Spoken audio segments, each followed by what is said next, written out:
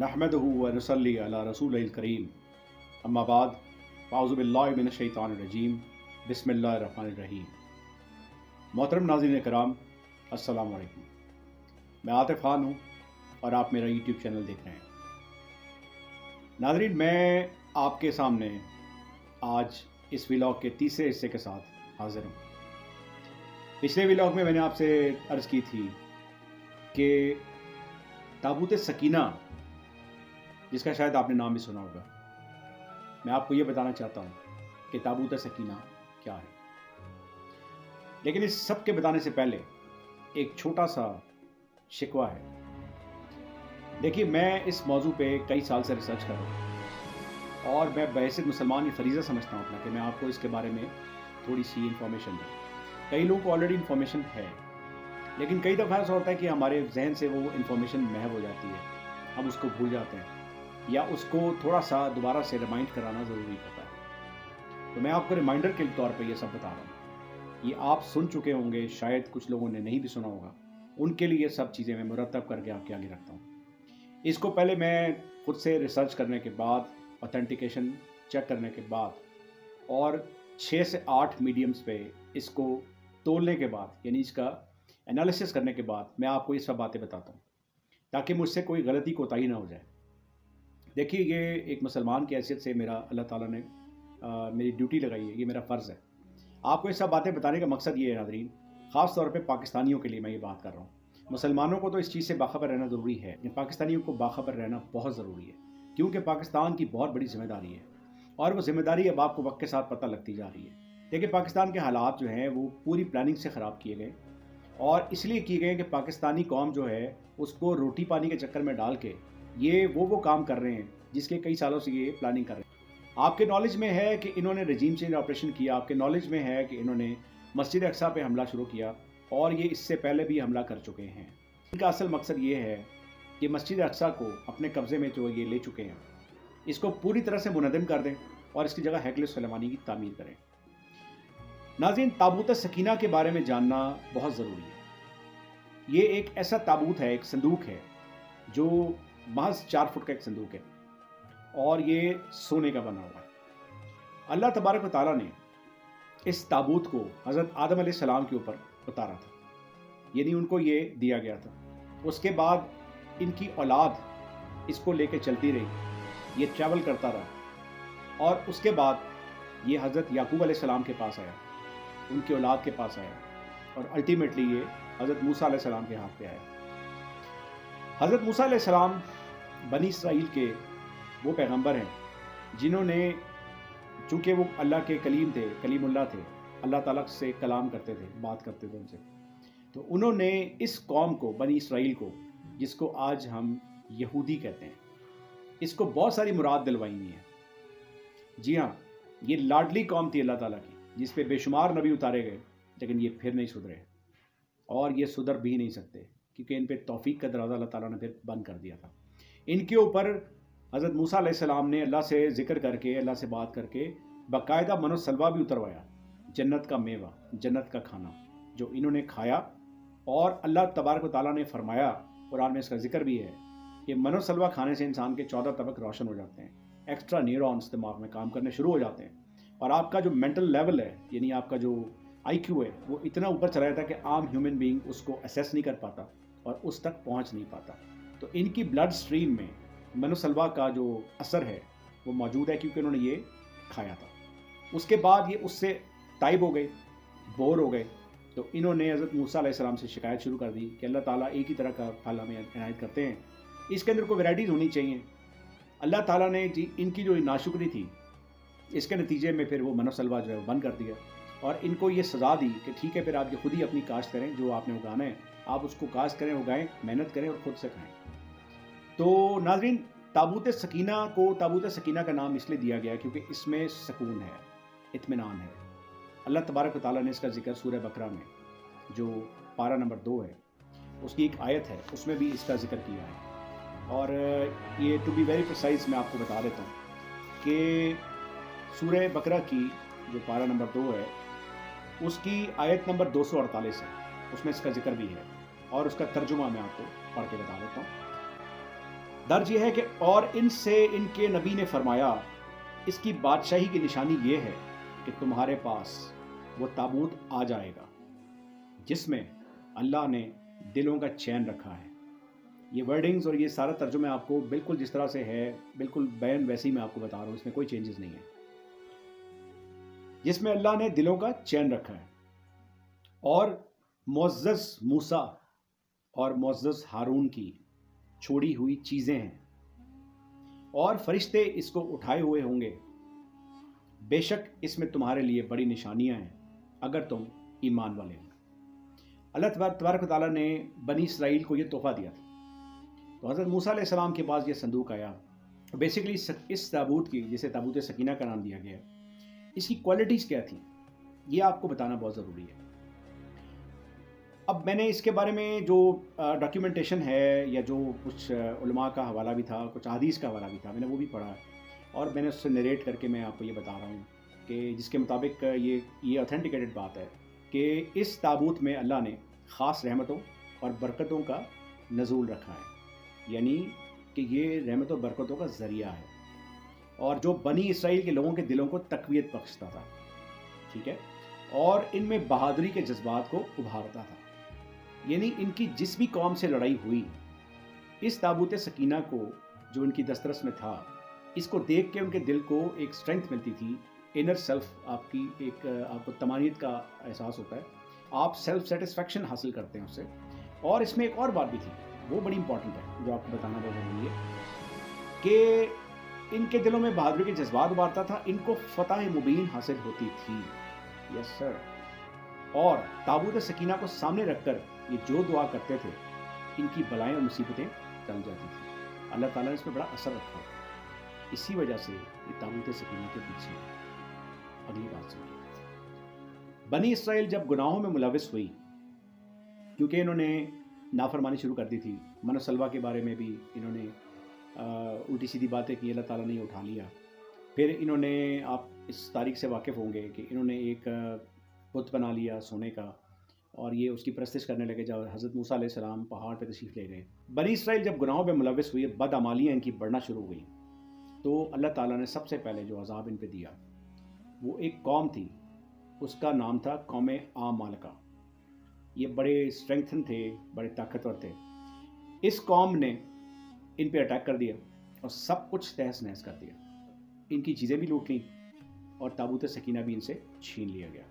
ان کا قتل عام بھی ہوا, بے شمار یہودیوں کو انہوں نے جہنم واصل کر دیا.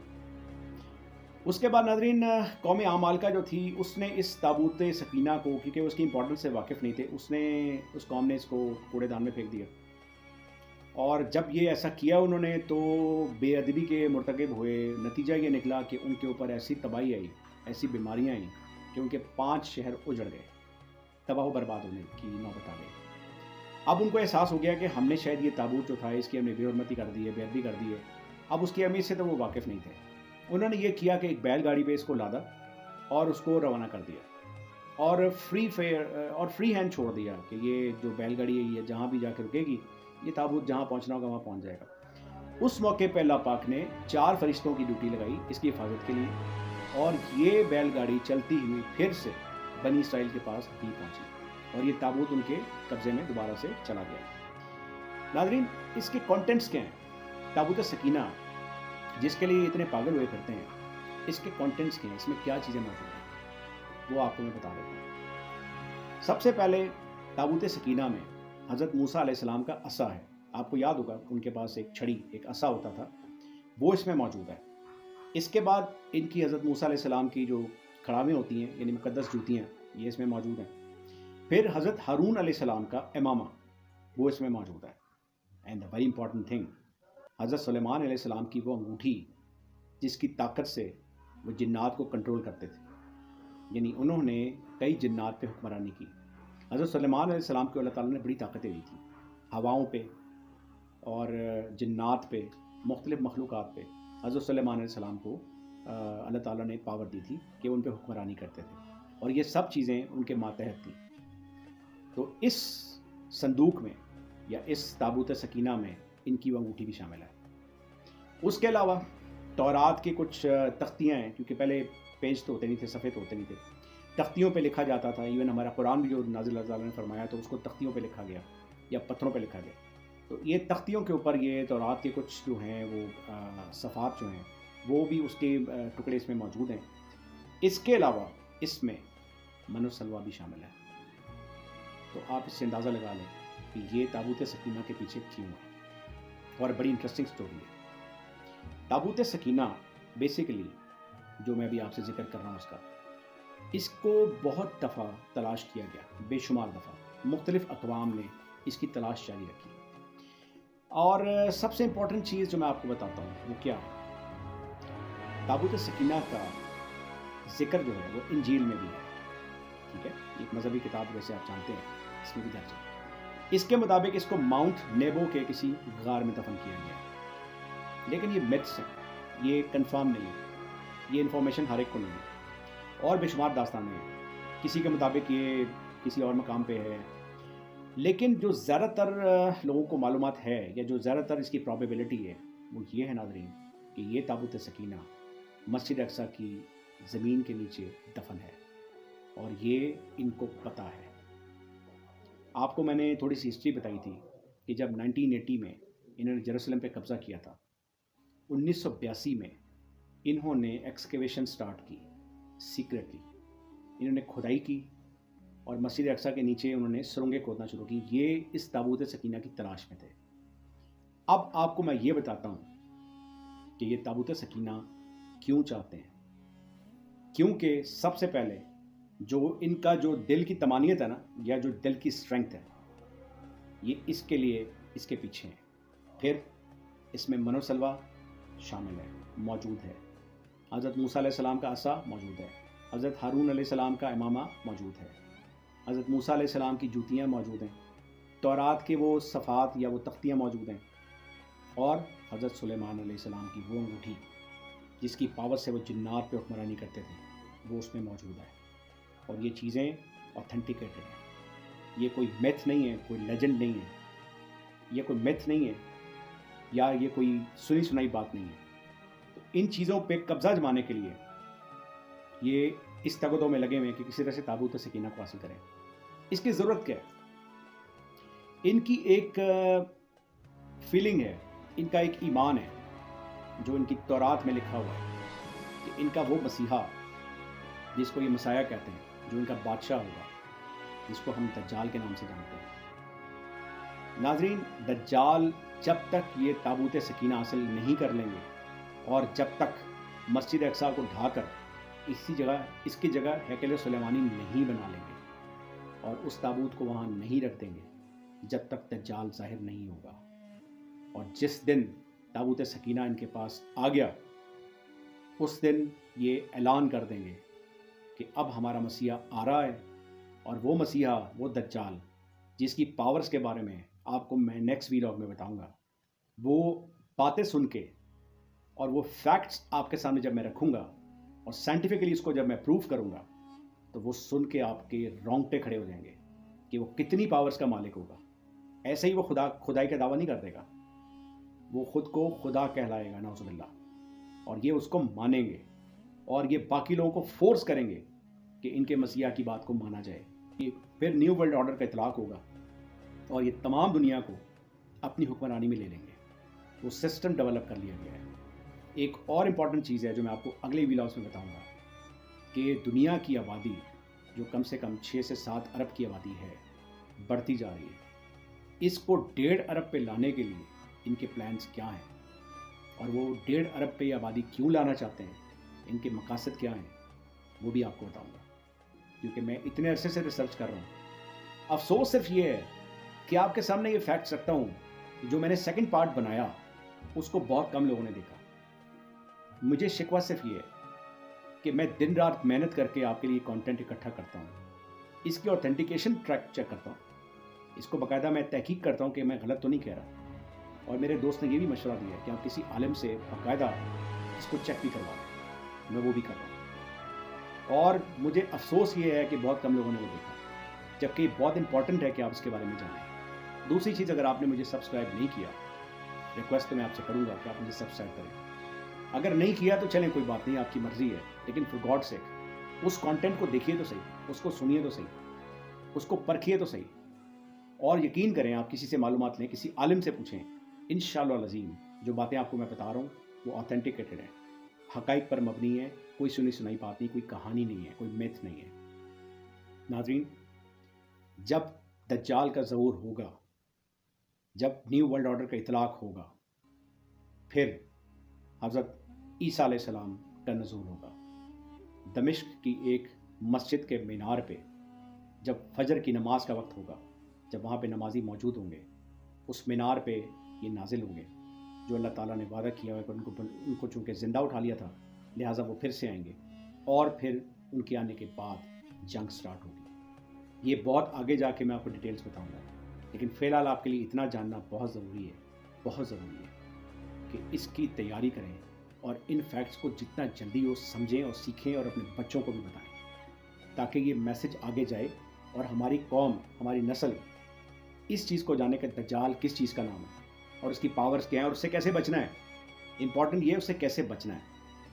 تو برائے کرم آپ میرے چینل کو سبسکرائب کریں، میرے اس کانٹینٹ کو دیکھیں اور مجھے اپنی قیمتی رائے لازمی دیں، اور اس کی اوتھینٹیکیشن بالکل چیک کریں، آپ کا رائٹ بنتا ہے۔ آپ کو ایک اور امپورٹنٹ بات بتاتا ہوں، ایک کریکٹر ایسا ہے جن کے بارے میں بتانا بھی بہت ضروری ہے، وہ کریکٹر ہے امام مہدی کا۔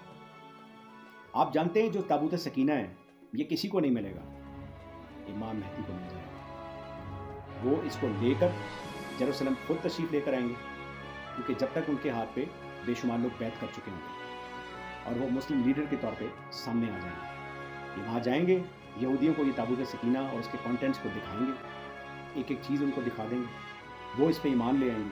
تابوت سکینہ ان کے حوالے تو کر دیا جائے گا، لیکن در حقیقت وہ اس مسیحا کے انتظار میں رہیں گے جس کو مسیح کہتے ہیں، یا ہم اس کو دجال کے نام سے جانتے ہیں۔ اس کے بعد حضرت عیسیٰ علیہ السلام کو نزول چونکہ ہو چکا ہوگا، امام مہدی جو ہیں وہ انتقال فرما جائیں گے، اور حضرت عیسیٰ کا اصل کام شروع ہوگا، اور وہ کیا ہوگا؟ وہ ہوگا دجال سے جنگ، جس کو ہم آرمیگیڈن کہتے ہیں، عظیم جنگ۔ اگلے ویلاگز میں آپ کو اس کے بارے میں بتاؤں گا۔ فی الحال آج کا میسج میرا تمام ہوا۔ وما علینا الا البلاغ المبین۔ اللہ پاک آپ کا حامی ناصر ہو، اور اللہ پاک مجھے اچھی اور بہترین طریقے سے حقائق آپ کے آگے بیان کرنے کی ہمت اور توفیق عطا فرمائے، اور اللہ تعالیٰ میری زبان میں، میری بات میں وہ اثر رکھے کہ شاید میری اس گفتگو سے، اس معلومات کے شیئر کرنے سے کچھ لوگ راہ راست پہ آ جائیں اور وہ بھی تحقیق کے میدان میں اتر جائیں۔ اجازت چاہتا ہوں۔ پاکستان زندہ باد۔ السلام علیکم۔